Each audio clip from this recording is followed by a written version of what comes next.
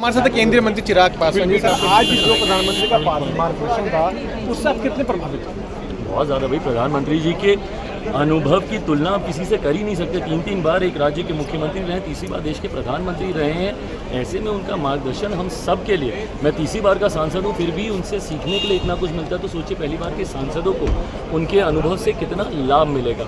Having said it, हमारे घटक दलों में भी, एनडीए के घटक दलों में भी चिंता थी कि जिस तरीके से हाल फिलहाल के दिनों में संसद में मर्यादाओं को तोड़ने का प्रयास किया गया, स्पीकर के चुनाव को लेकर हो या एलओपी का कल जिस तरीके से संबोधन था जिसमें अलग अलग धर्मों की भावना को उन्होंने आहत करने का काम किया। कई धर्मगुरु भी सामने आए जिन्होंने अपनी असहमति एलओपी के भाषण से उन्होंने जताई।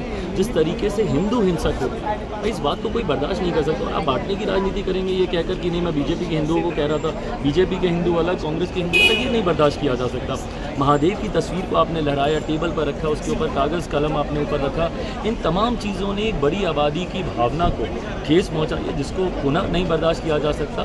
बट जिस तरीके से प्रधानमंत्री पर व्यक्तिगत टिप्पणी की, शेयर के ऊपर व्यक्तिगत टिप्पणी की, सदन के पटल पर तथ्यात्मक गलत जानकारियां रखी, इस बात को लेकर एनडीए के घटक दलों में चिंता थी। आज प्रधानमंत्री जी का सबको मार्गदर्शन मिला। हम लोगों का आचरण सदन की मर्यादा के अनुकूल रहे, ये प्रधानमंत्री जी की प्राथमिकता। आपकी भावनाएं आहत हुई थी जब महादेव की तस्वीर को बार बार जो है दिखाया जा रहा था? भाई बिल्कुल, और आप चिढ़ाने के लिए कर रहे थे। भाई मैं महादेव का भक्त हूँ और मैं आस्था रखता हूँ, और बार बार आप तस्वीर को दिखा रहे हो, चिढ़ा रहे हैं ना। बार बार उनका कहना डरो मत, डराओ मत, शिव ने कहा डरो मत, डराओ मत, आप चिढ़ा रहे हैं ना सामने। आप मेरे इष्ट की तस्वीर का इस्तेमाल करके अपनी राजनीति को साध नहीं सकते, ये गलत है।